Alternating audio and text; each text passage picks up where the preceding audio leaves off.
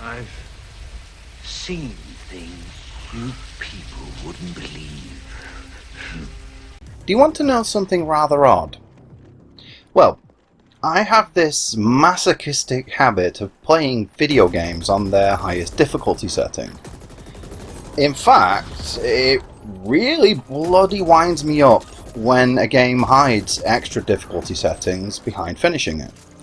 Most of the time, at least. There are a few exceptions where this leads to a more fulfilling gaming experience because it's built that way from the ground up and the game benefits, if not flat out requires, having already run through the entire thing. Like having a special skill that you get right at the very end, new areas opening up with more difficult enemies, or even a combination of both on at least one occasion. Anyway, I play on hard mode. Yet I frequently find my gaming experiences being negatively impacted because of this. Sometimes to the extent of completely and utterly ruining what would have otherwise been one of my favourite games. So why is that? Because it's difficult, obviously, right? And it's my own damn fault, right? I could just lower the difficulty and go on my merry way, blissfully ignorant and free of the raging frustration that otherwise stretches out before me. And I actually have, at times, but only extremely rarely, and only when it's something I'm required to finish, like when I'm writing a review of a heavily narrative-focused game. It behooves me to, know the full narrative so I can comment on it. So why then? Why do I continue to do that to myself? The answer might surprise you. Part of it comes down to me just being a bullheaded, stubborn son of a bitch. If something stands up to challenge me, if it gets the better of me, well, that's not fucking cricket, mate. I'll have you, mate. Too bloody right I will. Part of it. A very, very small part. Though admittedly the most oft expressed and overt of the factors at play. And that's reason enough. After all, there's that old adage about losing to a superior foe. You know the one, no greater honour and all that. Well, no greater honour, but one. The greatest honour is defeating a superior opponent, pushing yourself to improve and come out the other side. Come out, Autobot! We all must die sometime. Okay, let's keep things grounded though. We're not talking about pitched battle with a vicious dictator here. This is challenging bad guys in a digital entertainment. The degree of prestige on offer is rather more niche than the international renown afforded to an historic hero like Queen Elizabeth. The old one, I mean. No, I mean the one from the past, not the current old one. Elizabeth, you know what I mean. Henry V then. There we go, that's an easier one. Point is, they did more than just beat that Smog guy in Dark Souls, you know? Fun fact, I've yet to play a single entry in the nascent Souls-like genre. The closest would be Sekiro. Yeah, gotta mention that one again. It's like the law or something. Though I do have a complete playthrough of Fallen Order up on this channel, and I've actually gone through it several times across 3 different platforms for the easy achievement/trophies. But, well, the clue is in the words I used. Is it really a Souls-like if it has an easy mode? And if it's shit, well, the latter part maybe, but not the former. Which brings us to something I've been cringing about for quite some time. Actually cringing, not, the modern interpretation of the word. That's so cringe, bro! A little something I've really wanted to dig into. And it's a large part of the inspiration for this here script I am now adding my dulcet tones to. Did you know, and I swear, I wish I was, but I'm not. I am not making this up. But did you know that making a game difficult is ableism? That's discrimination based on disability for those unfamiliar with the term. Yes, hard games are discriminating against the disabled. This is legit, for sure, absolutely the case, bro. In it goes. Oh, this happy horse shit. Now, Putting aside the hilarious image of a global cabal of evil game developers sequestered away in their secret lairs, gleefully rubbing their hands together and cackling maniacally. What the fuck did I write? Surrounded by life-size sculptures of Joseph Mengele, the patron saint of their demonic hearts, plotting how best to ostracize the weak and infirm. To grind those I'm leaving this in. To grind those pathetic wannabe noobs into the dirt.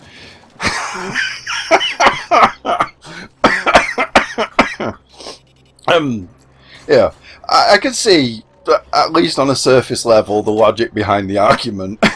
Even the veracity of the claim, after a fashion. And challenging games are built around the premise of, being hard. They are catered and marketed towards a specific demographic, that being the people who like hard games. So, yeah, they kinda are discriminating against people who aren't them. That is absolutely correct.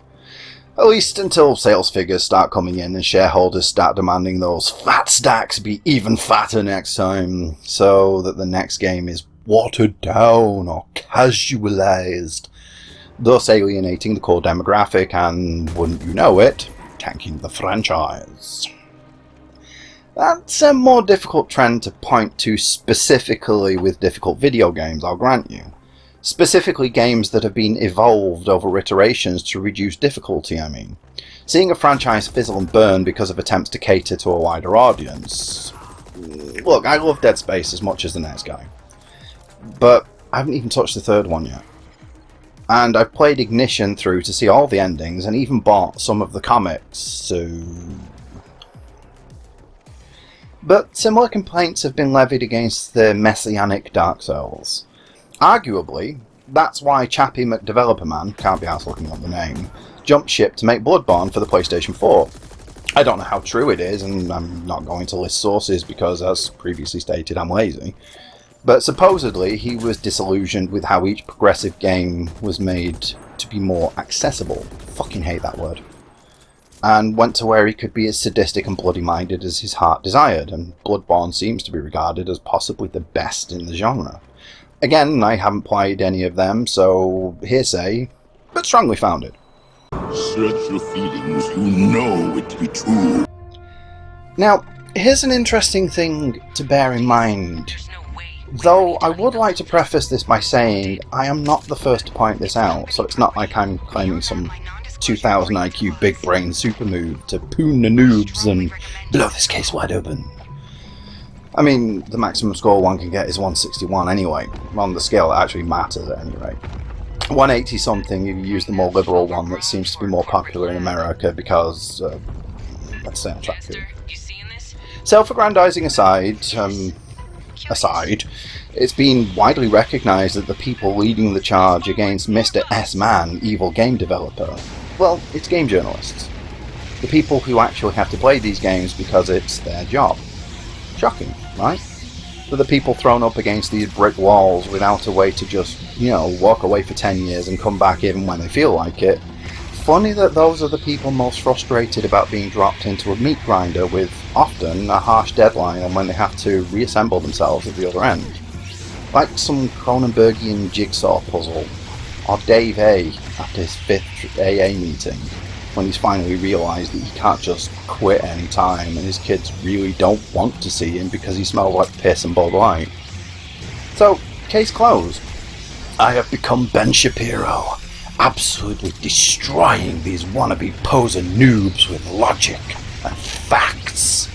Do you want some ointment for that sick burn, fadget? Right? No, of course not. Truth be told, I have a great deal of sympathy for you. Not least because I do the same damn thing. Do you have any fucking idea how many times I've wanted to just give up on a game, refund it, burn it, shove it up the creators' collective arses and slaughter a small village off the coast of Southeast Asia?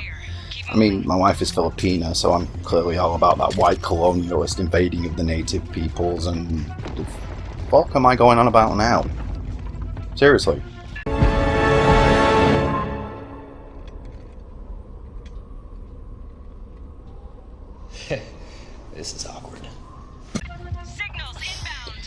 Anyway, no, yeah, what was I saying? Yeah, I do have a lot of sympathy for the plight of the wild, overpaid, underchallenged, overeducated, and underexperienced game reviewer. What do you mean I'm still throwing shade? Shush me. I'm trying to make a point here. Yeah, by the way, I really did just write all of that down. Well, almost all of it. This isn't ad-libbed, mostly, and this is one of the weirdest, most truly pointless tangents I've ever let myself fly off on. I usually at least have an end goal that brings it back around to being relevant in some way, but there we go. So we've clearly established this argument isn't as cut and dry as either side would have you believe. Did we though? But that's the thing about dichotomies. First of all, they don't reel. No matter how much we may want to, how fervently we try to boil something down to a binary, it's not that simple. I mean, if there's no light, then it's dark. Right? That one seems pretty uncontroversial and fully borne out by the evidence. Apart from the animals that can see in infrared. Like sharks, I believe. Pretty sure it's infrared. Or is it electromagnetics? Something like that, anyway. They can see without needing light. Sort of. Also, everything emits light. Even people. Photons do actually come tumbling off our bodies to create a small amount of visible light. Just, you know, too small, or too few more accurately, for the human eye to detect reliably. Though they actually are still detectable. You know how every once in a while you'll see a tiny fraction of a second flash of light in one eye, even when it's pitch black and you have your eyes closed? Yeah, that's probably a photon sliding up in your DMs with a dick pic. Oh, well, hitting your retina, but close enough. Photons are small enough that they usually don't hit anything, making it even harder to see light by photons alone. That's how they get through your eyelid. I feel like Amy Scheckenhausen all of a sudden. Moving on. Focus, Cooey. Focus. Try this again. We've made a clear indication that the argument has some nuance to it. Like, well, everything. Which means, clearly, I agree with the other argument being bandied around. Or at least, can understand the inherent merit held within it. I'm just that kind of guy after all. Bit of a flip-flopper, not willing to pin myself down to one side or the other. A bit like Malta. I just hang around in the middle, sitting atop the fence, passing notes back and forth. I'm going to stop there and get on with the damn subject at hand. No game has ever been ruined by the inclusion of an easy mode. That's what they say, and that sounds pretty reasonable, right? Opening things up so more people can enjoy them, that's a great idea, right? I've been quite explicit in my endorsement of the concept, around video games specifically, so I obviously must lean more towards that end of the spectrum. After all, I met my wife through video games. I played games with both of my daughters, one 16 and the other still a toddler. I don't want to exclude anyone from the hobby. Of course not, why would I? The more the merrier. The same with any medium. Okay, last tangent, or at least the last big one. At time of writing. For now, at least. But we're seeing a lot of this binary thinking in the anime world. Claims about how something like Ghost in the Shell would never be made today, despite there literally being a new series last fucking year, or some other equally highly, even more so regarded series that served as the proclaimer's introduction to the medium. Because you will invariably find that the first one they saw, or at least the first one they remember seeing, that was the one that they will typically hold in the highest regard. There's never anything remotely like it. It were a one-of-a-kind, lightning in a bottle, never replicated stroke of sheer genius. Something I find especially amusing when they point to one of the plethora of shonen animes throughout the years. The absolute poster child for doing the same thing over and over again. I mean, literally, they're the same damned anime every time. The names change, the general idea of what they're doing and who they are. This one's a ninja, that one's a pirate, this one's a cat from an alternate dimension. But they are literally the same formula, that's the whole point. They have a flow that works pretty much every time, so they redo it time and again for a new audience. Like the Zelda games. Ooh, throwing some serious shade now, am I right? No, actually, not remotely. The reason Shonen do the same basic thing every time, the reason Nintendo reinvent the story of Hyrule over and over ad infinitum is because it works. Because it's a good formula. One that is versatile enough that it's mind-blowing to the uninitiated, and generally malleable enough to the seasoned consumer that it's still enjoyable every time around. Like, let me give you some time to chew on this one before I explain what I mean. The Matrix and The Truman Show are the same story.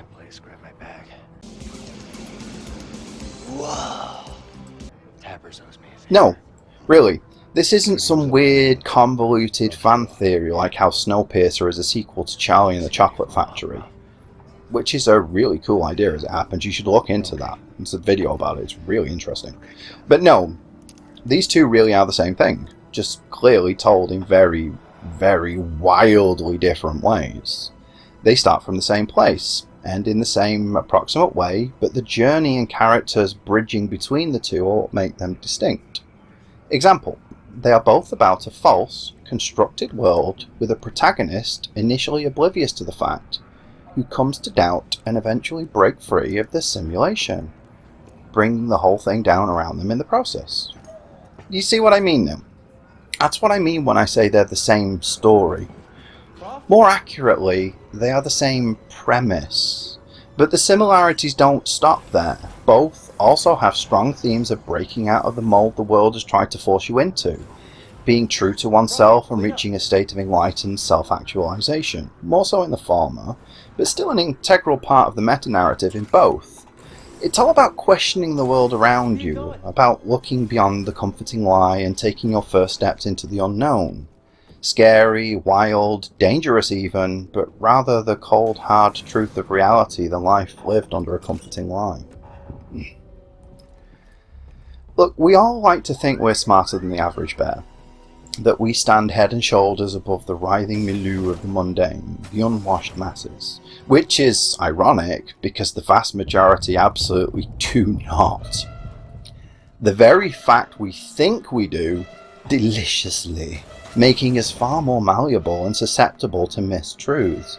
And no, don't think I'm trying to claim myself to be one of the rare exceptions. I mean, don't get me wrong, I do try to be. I try to be as open-minded, oxymoron behaviour right there, as I can be, relying on actual logic and rationality to see me through. But I still have the reptile brain, just like everyone else. And hell, I probably have a harder time dealing with it than many because I'm bloody autistic to boot. You know how exhausting it is to literally spend most of your life, even while sleeping, at war with your own brain? The amount of content I flushed down the drain because it's already there, fully formed in my head, waiting for my fingers to catch up, only for more shit to come piling on top of it before I ever have the chance to get it out.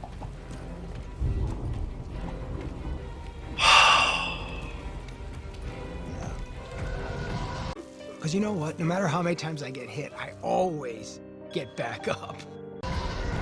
Yeah, that's not good.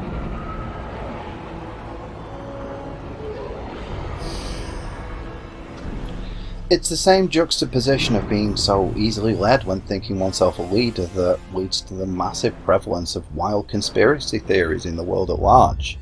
Because, don't kid yourself, those crackpot delusions have always been there, just as wild and widespread as ever. The rise of the internet and our modern, interconnected lives has only made them more easily accessible. It hasn't caused people to be more gullible or more easily led, or even led to more people being brought on board. It just allows us to see it more clearly, because it's allowed people to find other people like them more easily, so they don't have to be as discerning about spewing their inanity.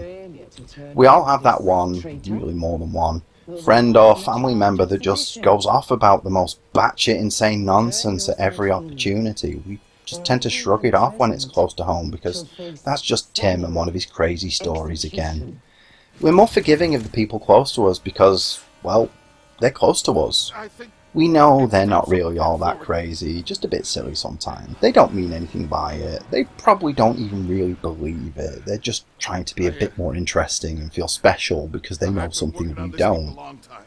Well, doesn't that sound familiar? That's what they're all doing. Well, most of them at least. We're just not willing to give benefit of doubt when it's a crackpot conspiracy we read in a Twitter thread, because Twitter's 240, or whatever the fuck it is now, character limit clearly leads to a forum where nuance is the most highly coveted aspect of discourse. Not like the entire bloody platform is built around the idea of everything being a goddamn soundbite for easy digestion.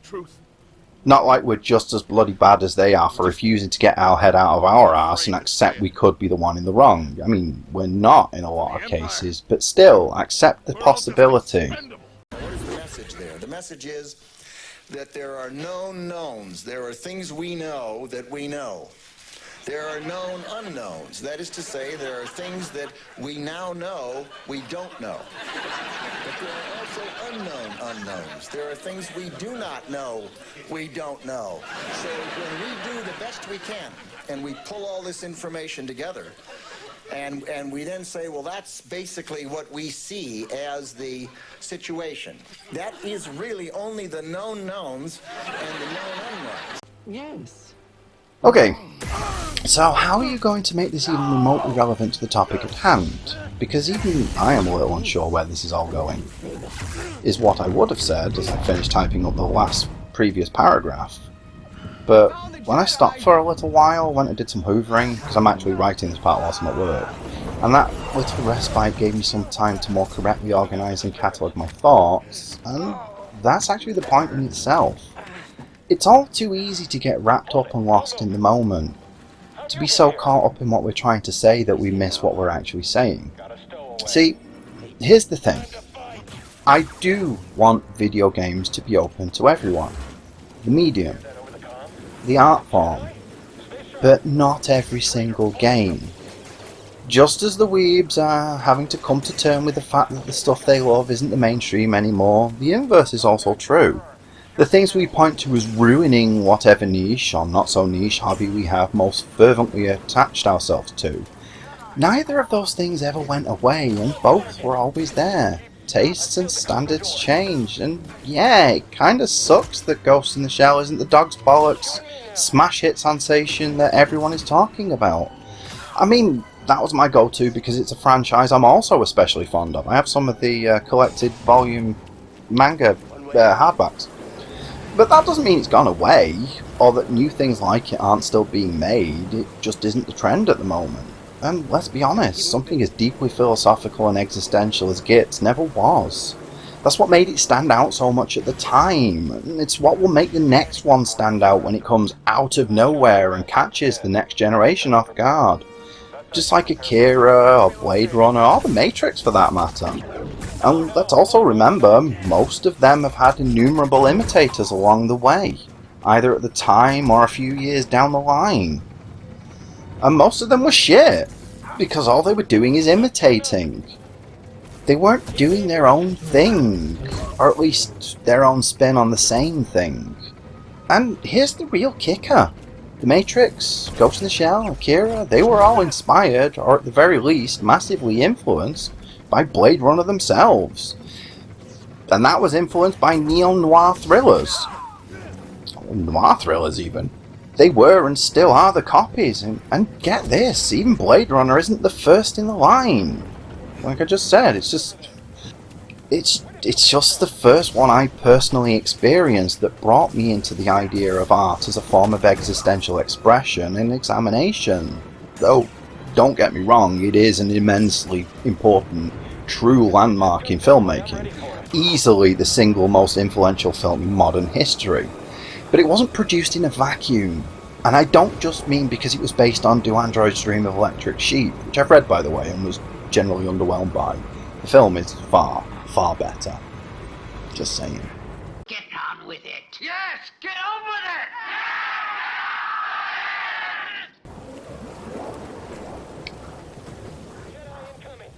Okay, now that's all well and good.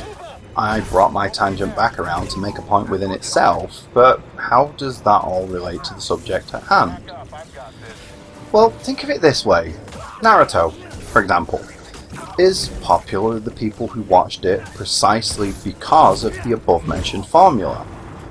It's an entry-level, by-the-numbers, serialized anime. That's the whole point. It's made to be as easily accessible as it can be, precisely for that reason. Think of it like the card of anime. I know it's cool to hate on the fishy fish, but it sells 20+ million per year for a reason. They're clearly doing something right. If you don't like it, well, that's my ultimate point. It does have the widest appeal, but that isn't the same as being for everyone. And here's the real kicker. Nothing ever will be for everyone. It just doesn't work that way. There will always be the contrarians, deliberately or otherwise, that do not, or actively dislike popular thing, precisely for the reason the majority do like it. I'm typically one of them, if it hasn't become obvious by now. Though I usually can at least understand the appeal to other people.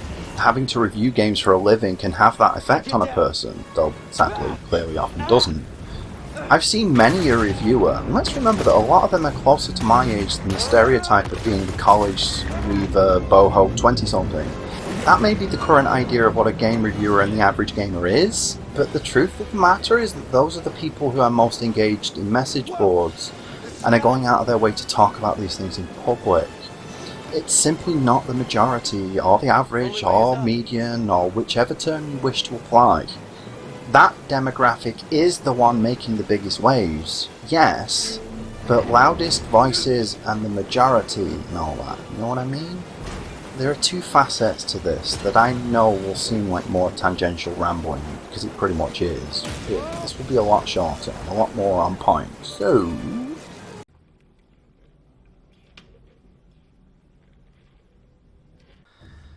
The reason, personally, something like COD or Naruto or, let's say, the MCU doesn't stand out as paragons of perfection in their respective medium to people like myself is because we've seen it before.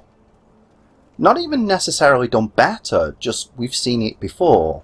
Many, many times over. And though it may seem like more of the same will always be the best way to do things because it's what sells, you have to realize it's not because it's selling to the same people, not indefinitely, not forever. That's why Nintendo take as long as they do between entries in their core franchises, the core 3. They know they have to give it enough time for the existing player base to not become burned out, but also for the next generation to mature enough to appreciate it. Meanwhile, the things they do just throw out the same basic thing over and over are banking on the existing weight of their reputation to milk as much out of the returning consumers until the new ones are ready to jump in as well. It's just business, man. That's what it was, is, and always will be for the majority, and that's why the rare gems that do come along and blow us away with a fresh, more nuanced idea are so, well, rare, because they're passion projects. They've often been rejected multiple times and will often also be a complete flop at the time they do arrive because they don't find their audience straight away. Blade Runner. Cough. I mean, God's The Shawshank Redemption, as close as we likely ever come to true film perfection, was absolutely, unequivocally, completely ignored when it first released, with the few waves it did make being generally apathetic, talking about how dull and uninspired it was. Just let that sink in. And all of this leads to the more experienced media consumer to just move on and find their entertainment elsewhere. Because it's not my first rodeo, I know how this all goes. The number of times I've seen X trend killing Y art form. In my lifetime it happened with rock music twice. Films are going through their third major oversaturation event as we speak. Video games, God, it's like 5 times now? Even anime! Yeah, it was mecha anime in the 80s and dun dun dun! Shonen series in the 90s, it's just the nature of the beast. Trends and tastes drift and change. If you're expecting your very specific brand of popular media to always be the dominant force, what was that about Under Inexperienced again? Well, sorry. We thought you were dead. I was.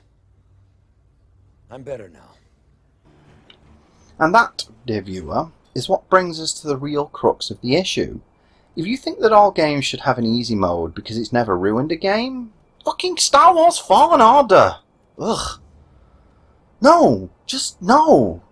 Don't get me wrong, there's nothing wrong at all with asking, with wanting to be able to rock on with the cool kids. Nothing wrong with that at all. You know what? This really is the most entitled generation the world has ever known.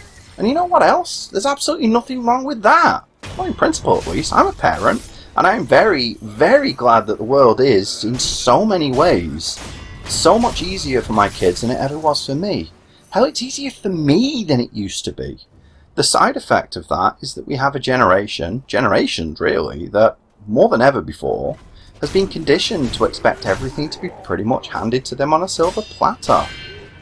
That's what leads, largely at least, to people demanding that everything caters specifically to them because, well, it often can and does, and that's great, but it's a bit of a shock when something doesn't, which is where the friction comes into play. So we get all the same old complaints coming around because it hasn't been addressed, because it probably won't, because, sorry to tell you this, except I'm really not, this thing just isn't aimed at you, and you're just gonna have to accept that. Let me put this into perspective. A cool kids reference that you can relate to. Hello fellow gamers and all that. You know how there was that big kerfuffle about the sculptor who made a statue that was too sexy? I forgot who it was, but it's done the rounds in meme format all over the place. You know the one, right? Anyway, whomever was complaining, the Catholic Church I think, commissioned the sculptor's brother who proceeded to make a statue that was even sexier. Pretty cool, right? Sticking to their principles and sticking it to the man. Well, in this instance, when the evil, gleefully maniacal game developer goes out of their way to make a game that's even harder, yeah, in this case, you are the man. And the actual target audience is the one smugly chuckling about how you just got completely ownerized. So in short, no, not every game should have an easy mode. Not every game should have difficulty settings. Hell, not even most if you ask me. It's nice when they do, when they're actually built with that in mind, like how Remake 3 actually altered the way Nemesis functioned on the higher difficulty settings. I love that shit, but that doesn't mean that everything should do the same. They should do it only if they want to, because, well, whilst it's true you have to make a compromise between your artistic vision and what will sell to a large extent, it's far more important that you make something that you feel passionate about, something you can be proud of, because that work will stand the test of time and win far more admiration than something that can be easily consumed right there and then. Do you see what I'm saying? Not everything is for everyone, and it never should be, because that would be fucking boring as all shit. Strike me down with all of your hatred, and your journey towards the dark side will be complete. I even have a perfect example for you. Remember, not very long ago at all, when COD really started to take off? Remember how every single fucking game in the universe wanted to be COD? Like, literally, not literally. Absolutely everything wanted to be exact same? And some of them were actually pretty good, but most of them were just bland, copy-pasta meh. Yeah, that's what happens when you try and make everything be for everyone all at once. Do you really want that? I don't know, maybe some of you do. And okay, you do you. But I sure as hell don't. And I also know that won't happen. But more importantly, I know that if certain things don't end up being for me, no matter how excited I may have been, it's no big deal to just put it aside and move on to something else. Which is precisely what I do in my personal life. Now, professionally, as alluded to repeatedly, it's not that straightforward. But in those instances, rather than raging and decrying how it should have been and should be changed to cater to my every whim, I try to look at it on its own merits for what it's trying to do and the audience it has clearly been tailored for. There are games that I've given a mediocre 3 out of 5 that I've absolutely adored, and games I've given a 4 or even 4.5 out of 5 that I've absolutely despised on a personal level, because I've done the very best I can to put aside personal bias and give it a fair old shake. For fuck's sake, I originally gave Mars Warlogs a 3 out of 5 and I love that game. Even if I do rarely ever talk about it. But, well, that's what I felt it was worth, despite my adoration. It's since crawled up to a 4 because there were changes made, and honestly some of them weren't to my taste, but well, there you have it. And that's what it really all comes down to. Ask for hard games to be made more accessible, work on. But stop stamping your feet and demanding like a petulant child. Yeah, okay, it sucks that you or someone else or anyone else might be excluded. But there are so many other things to choose from. Hell's hairy, cold fucking Quim! Stop having people who bitch about games being too hard be the person to write the damned reviews for hard games! No matter how much they may like them on a personal level, give that job to someone with the patience, level-headedness, and fucking eat me, the skill to do it without throwing a tantrum. By the same token, don't have me review a card game, because I might do my damnedest to treat it fairly, but I just don't care about the franchise. So some of my general malaise is going to seep through. Or at the bloody least, if you do, anyone who reads it, just be aware that I have no fucks to give, and take that into consideration. It's not hard. Fa. If you like what I do here, then you can do all the usual, of course. You don't need me to tell you. And if you do, okay then. I also have a Patreon where support would be greatly appreciated, but I already said that I'm employed, so I don't need the money. Sure, it'd be nice to not need a job, if you know what I mean, but I'll be continuing on all the same. If you don't like it, great. Seriously, tell me that too. I'm always looking for feedback either way. In fact, negative feedback is better, because that's how you improve. But that's all she wrote. So until next time, thank you for watching.